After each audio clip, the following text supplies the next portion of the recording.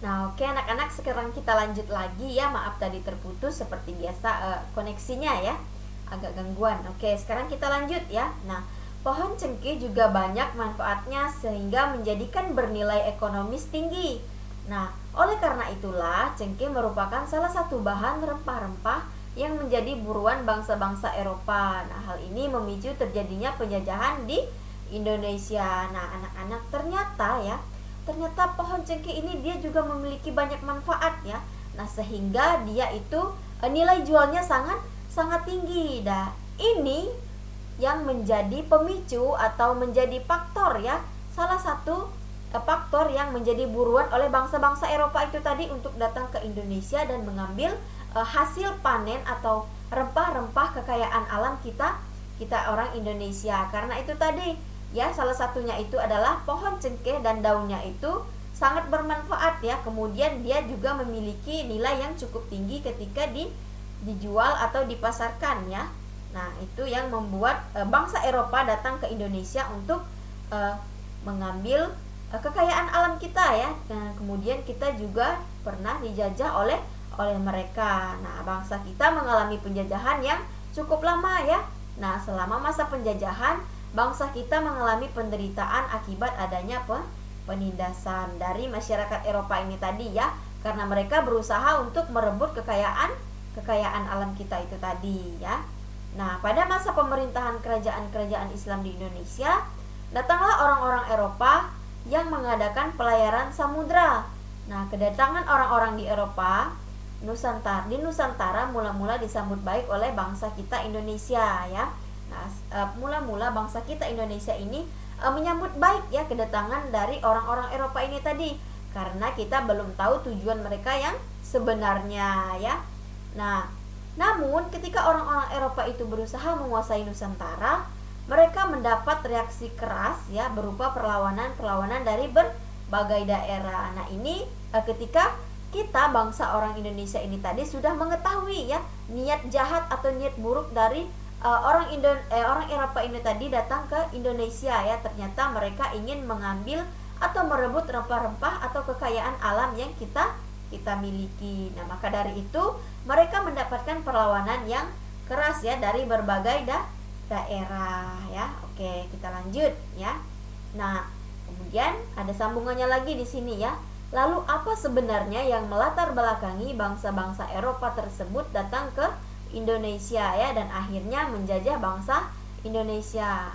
Nah, ayo kita cari tahu faktor-faktor yang melatar belakangi kedatangan bangsa-bangsa Eropa ke Indonesia. Nah, di sini halaman 4 ya, anak-anak buka bukunya halaman 4 ya. Kita sama-sama membaca. Nah, di sini ayo membaca katanya ya. Nah, di sini ada tentang peristiwa kedatangan bangsa barat ya. Mari kita baca bersama-sama ya. Mulai akhir abad ke berapa nih ya, bangsa Eropa berusaha melakukan penjelajahan samudra ya. Bangsa Eropa yang pernah melakukan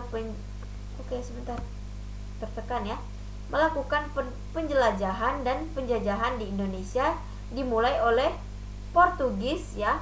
Nah, ternyata penjajahan di Indonesia itu ya dimulai oleh bangsa Portugis ya. Nah, kapal mereka pertama kali mendarat di Malaka pada tahun 1511 ya. Nah, berikutnya ialah bangsa Spanyol dan yang mendarat di Tidore ya. Kemudian Maluku pada tahun 1521. Nah, kemudian disusul lagi oleh bangsa Inggris dan Belanda. Nah, kapal-kapal Belanda pertama kali mendarat di pelabuhan Banten pada tahun 1596 ya. Nah, jadi anak-anak ya, bangsa kita Indonesia itu yang pertama dijajah oleh Eropa, kemudian juga dilanjutkan oleh bangsa Portugis, kemudian kapal yang pertama kali mendarat itu di Malaka pada tahun 1511, kemudian disusul oleh bangsa Spanyol ya, dari mereka mendarat di Tidore, kemudian di Maluku pada tahun 1521 dan disusul oleh bangsa Inggris dan Belanda ya. Nah, kapal-kapal Belanda ini pertama kali mendarat di pelabuhan Banten pada tahun 1596 ya. Nah, ini adalah peristiwa kedatangan bangsa-bangsa bangsa-bangsa barat ke Indonesia ya. Nah, di sini juga ada beberapa faktor yang menjadi pendorong penjelajahan samudra, antara lain sebagai berikut ini. Nah, di buku kalian itu ada 1, 2, 3 dan ada 4 ya, ada 4 faktor pendorongnya ya. Yang pertama itu adalah adanya keinginan mencari kekayaan atau disingkat dengan gold ya. Nah, ini anak-anak bisa baca sendiri di rumah ya, di halaman 4 dan 5 ya, itu ada penjelasannya ya, faktor-faktor pendorong penjelajahan samudra ya, ada 4 ya.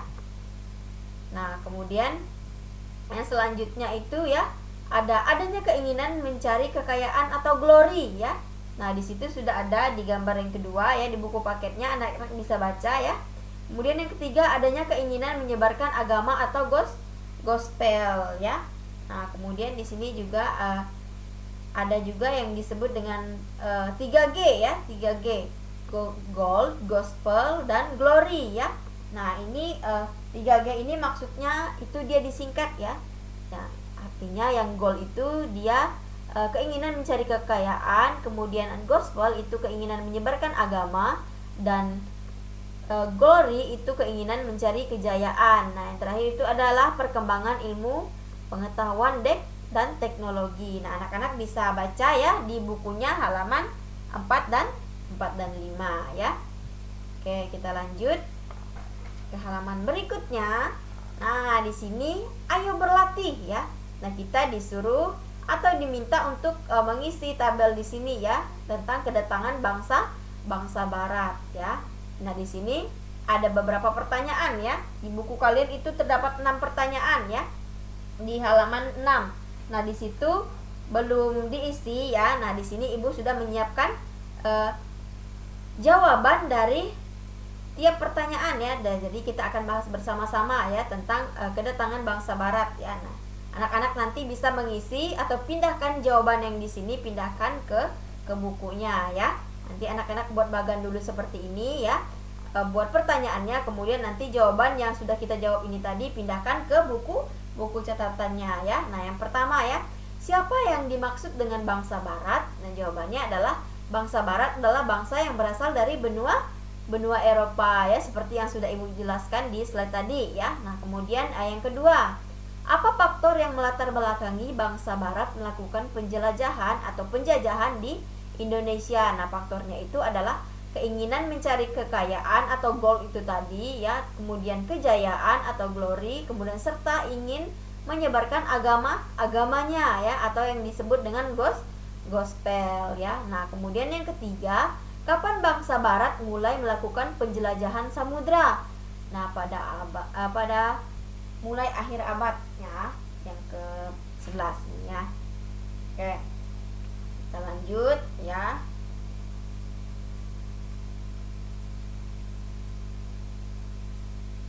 Ke-15, oh ya, lupa Ibu ya. Kemudian yang keempat, di mana bangsa barat pertama kali mendarat di Indonesia? Nah, bangsa barat itu pertama kali mendarat di Indonesia itu pertama kali di Maluku, yaitu dari Portugis. Nah, seperti yang ada pada bacaan tadi ya, bahwa bangsa barat itu pertama kali mendarat di Indonesia di Maluku, yaitu dari Portugis ya. Kemudian pertanyaan yang nomor 5, mengapa bangsa barat melakukan penjelajahan di samudra? Nah, karena bangsa barat ingin mendapatkan rempah-rempah dari asal dengan harga yang lebih murah ya. Jadi bangsa barat ini tadi atau orang Eropa ini tadi mereka ingin mendapatkan rempah-rempah kita dengan harga yang sangat murah ya. Jadi mereka ingin membeli rempah-rempah yang dari Indonesia itu tadi dengan harga yang sangat murah ya. Kemudian bagaimana kondisi rakyat yang mengalami penjelajahan ya? Nah, bangsa yang dijajah selalu menderita ya. Jadi kita bangsa Indonesia ini tadi yang dijajah oleh bangsa Eropa, kita merasa menderita ya, kita merasa tertekan ya, kita merasa dijajah. Karena apa? Karena mereka tadi ingin merebut kekayaan alam kita ya. Kemudian mereka ingin membeli rempah-rempah kita yaitu dengan harga yang lebih murah ya. Mereka tidak ingin membeli dengan harga yang sudah kita tetapkan ya. Jadi di sini mereka sudah menjajah kita bangsa Indonesia ya, cukup lama sekali ya anak-anak, seperti yang dibilang tadi